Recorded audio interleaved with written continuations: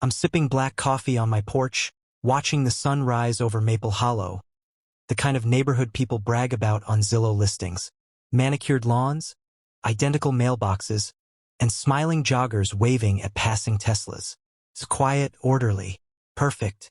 The kind of place where problems wear khakis and smile in your face while dialing 911 on your existence. I bought this land 8 years ago, long before the cookie-cutter homes popped up like mushrooms after rain. Back when the only sound at night was the creak behind my house and the occasional howl from the woods. Now it's HOA newsletters, passive-aggressive Facebook groups, and friendly reminders taped to my mailbox.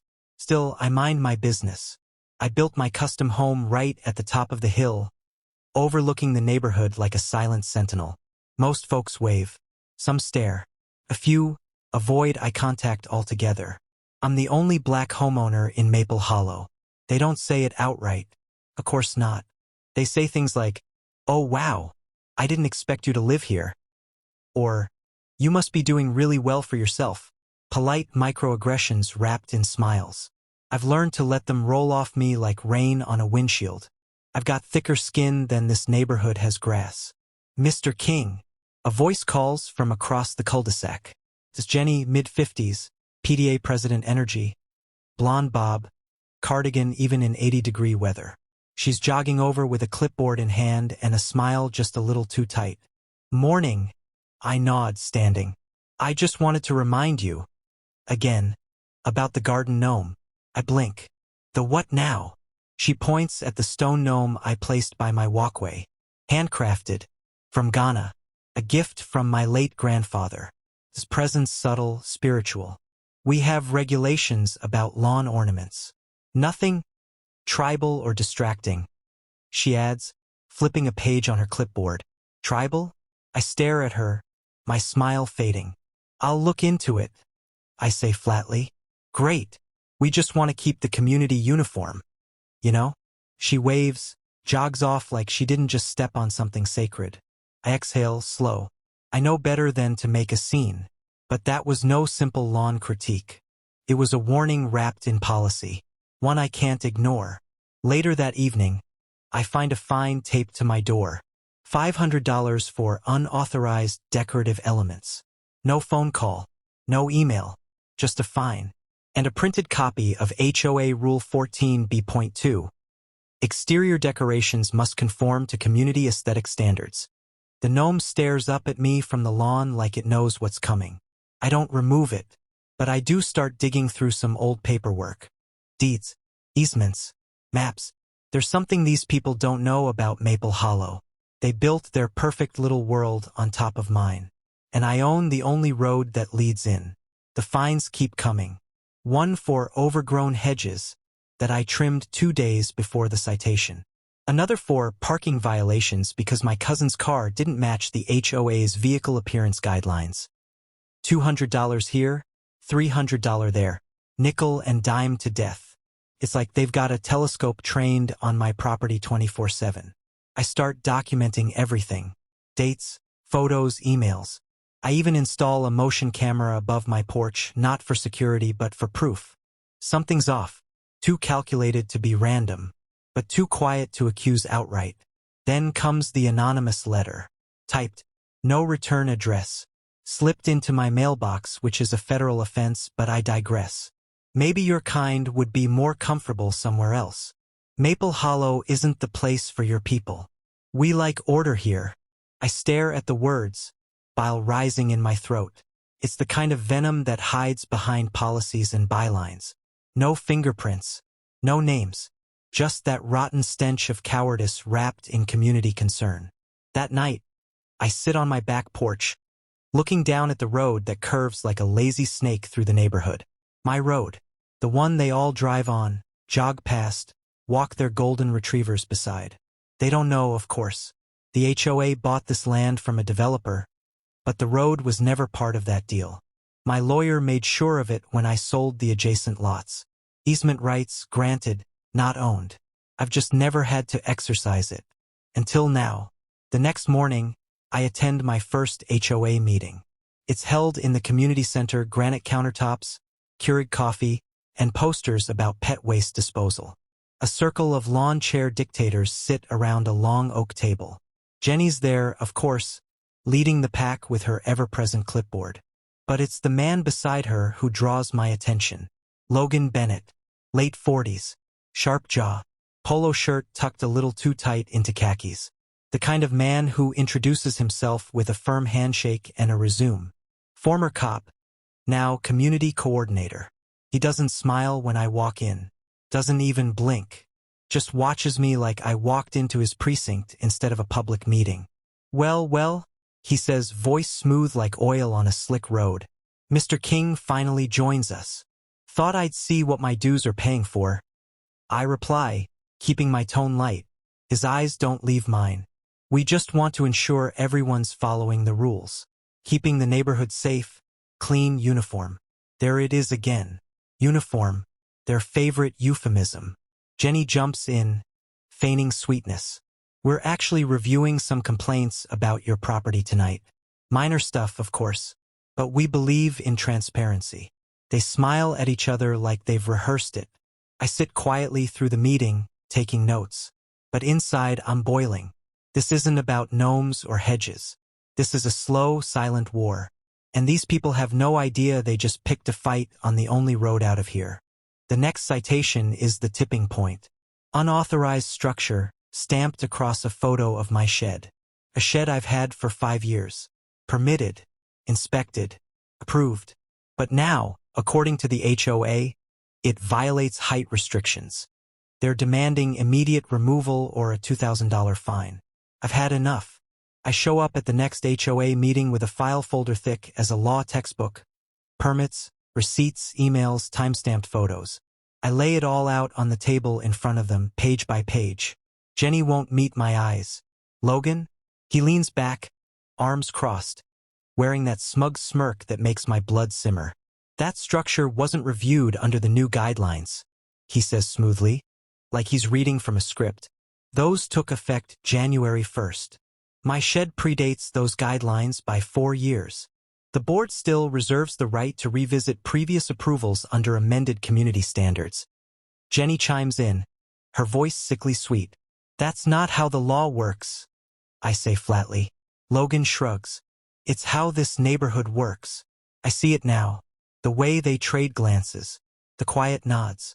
This isn't incompetence. It's targeted. Precise. A campaign, and I'm the only target.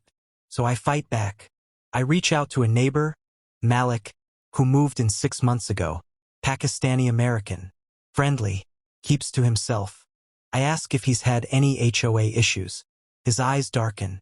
They fined me $750 because my front door wasn't earth tone. I matched the swatch they gave me. Still wasn't good enough. Then I call Marcy, a white woman at the end of the block. Her door's bright teal. No fines. No citations. It's not just me. It's people who don't fit the mold. I start digging deeper, public records, board meeting notes, even old Facebook group screenshots. I build a dossier. A pattern of discriminatory enforcement, selectively applied rules, and complaints that mysteriously vanish when the homeowner's name doesn't sound foreign. I bring it all to the next meeting. Lay the evidence down like a prosecuting attorney. This, I say, voice steady, is racial targeting under the guise of policy. You've built a paper trail of discrimination, and it ends here. Logan doesn't flinch.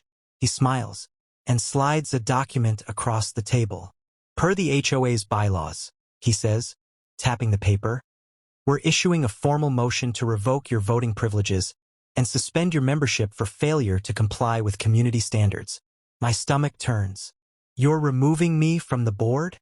You were never officially voted in, Jenny says. And without full compliance, you're ineligible to participate. This is retaliation. This is order, Logan replies coldly. You can appeal, of course, but you'd need support from 3/4 of the homeowners. And from what I hear, most of them aren't thrilled with your behavior lately. My hands tighten around the folder. I leave without another word. That night, I walk the neighborhood. Every porch light feels like a spotlight. Every curtain twitch, a whisper. I see Logan 2 blocks down, laughing with a few other residents. White, middle-aged, All smiles. I'm not imagining this. They're emboldened now. But I'm not afraid. Because I have one card left. I drive downtown the next morning, meet with my lawyer, Ms. Janice Holloway, a hurricane in heels and one of the sharpest civil rights attorneys in the state. I show her everything. She doesn't just listen. She hunts. Eyes scanning documents like a hawk spotting prey. They're violating state housing law, federal HOA conduct statutes, and your property rights, she says. But that's not the fun part. She pulls out the plat maps, the deed history. You still own the road into Maple Hollow. I nod. It's never been public. I've just let them use it. Janice grins. Well, honey, she says, sounds like it's time we stop letting them. And just like that, the balance begins to shift. Because while Logan and his petty empire think they're untouchable, they built it all on borrowed ground. My ground. And I'm about to take it back. The next HOA meeting is packed. Word got around, whispers of lawsuits, secret deeds, and road closures. Every seat in the community center is filled. Faces that used to smile politely now look on with a mix of curiosity, concern, and something colder, fear. I walk in with my head high, suit pressed, folder under my arm. Beside me is Janice Holloway, heels clicking like a countdown clock. She doesn't bother hiding her smirk.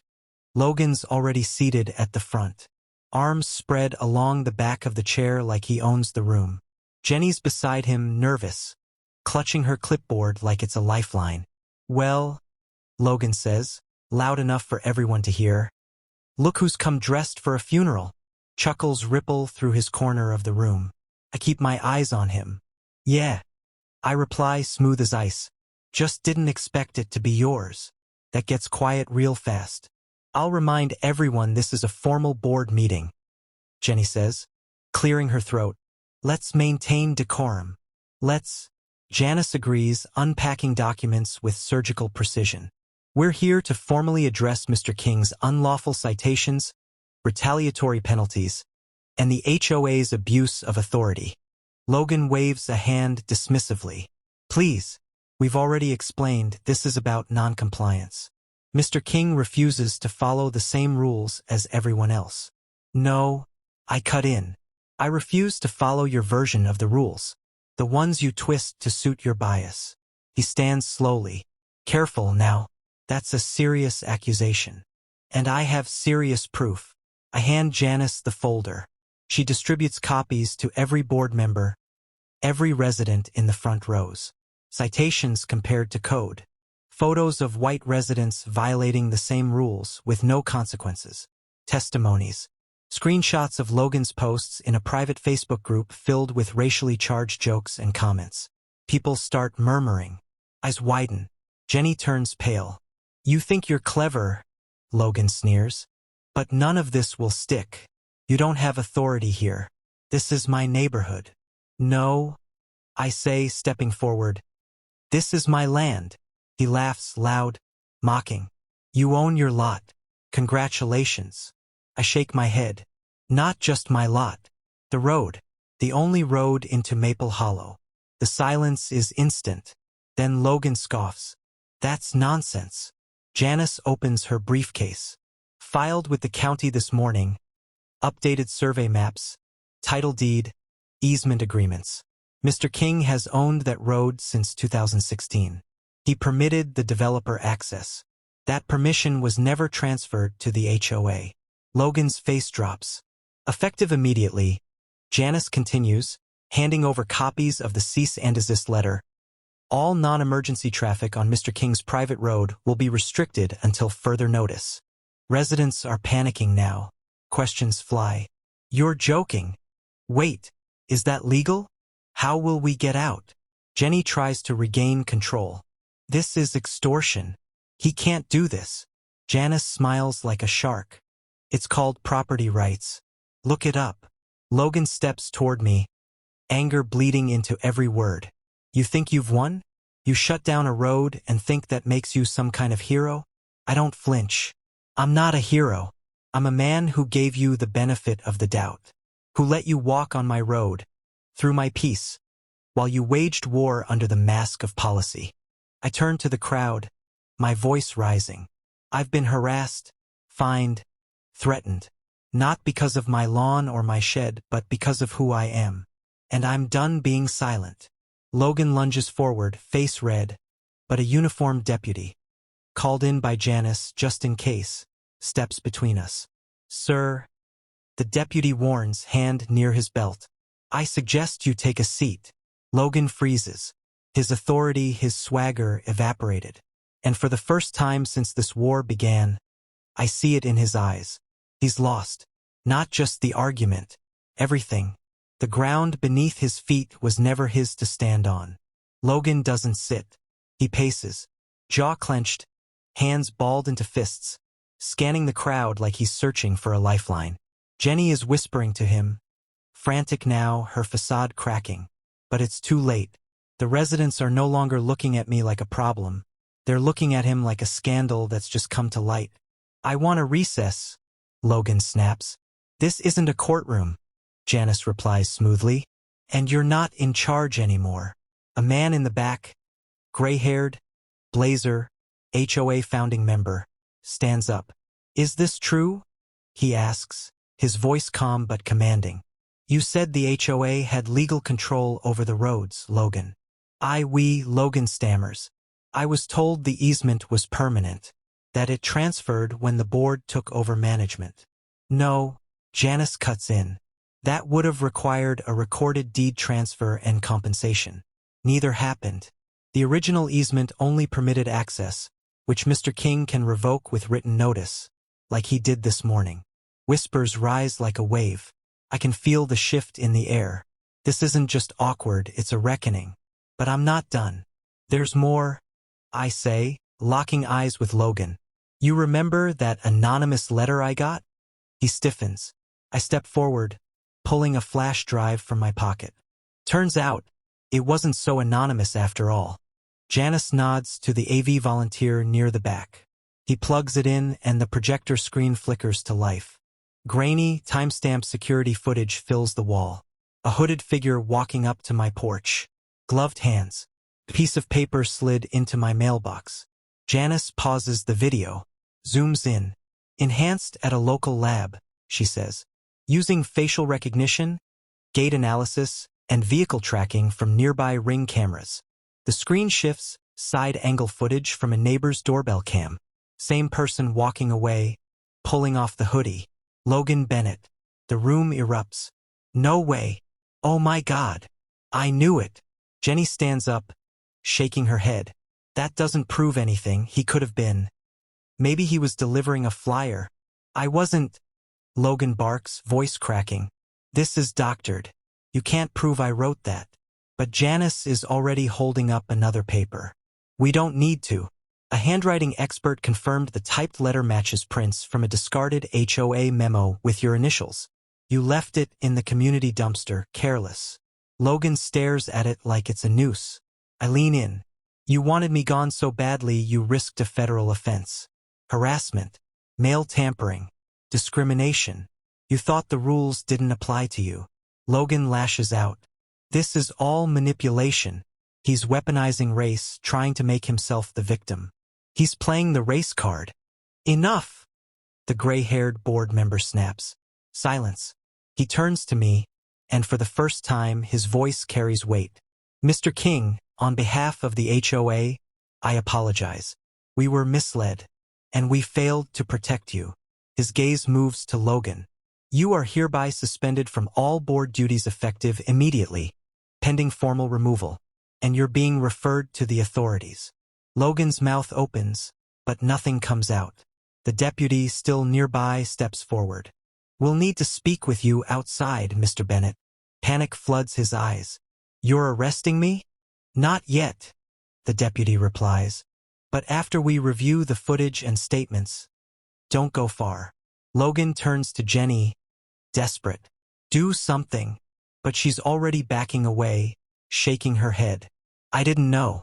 I swear. You enforced every fine he issued, I say calmly. You signed off on every complaint. She opens her mouth, closes it, then turns and walks out the door, fast. Logan follows, flanked by the deputy. His back hunched, confidence shattered. He looks smaller now, diminished. By the time the meeting adjourns, the community has seen the truth. It wasn't about rules. It was about control. It wasn't about order. It was about exclusion. Outside, a small crowd gathers as Logan is escorted to his car, red-faced and silent. Phones are out, cameras rolling. By morning, it'll be on every local feed. HOA president accused of racial harassment, exposed by homeowner in stunning turnaround. And the road? I post a large wooden sign that afternoon. Private road, access by permission only. Beneath it, smaller text. All residents permitted, except those under investigation for civil rights violations. Some of the neighbors stop to read it. A few nod. One woman, Marcy with the teal door, offers a tight smile and says, "Took guts." "It took enough," I reply, "but it was worth it." 3 weeks later, Logan Bennett's mugshot hits the news. Former HOA president faces felony charges for racial harassment, fraud, and tampering with mail. The headline scrolls across local stations like wildfire. Even the morning anchors can't help the raised eyebrows. And it all began with a lawn shed. One of them quips, "But I know it never started with a shed. It started the moment I moved in." Logan's downfall isn't just legal. It's personal. The county files suit for misappropriation of HOA funds. Several homeowners band together for a civil suit. The Facebook group he used to mock people of color? It leaks. Screenshots go viral. Sponsors from his consulting job cut ties. His LinkedIn quietly disappears.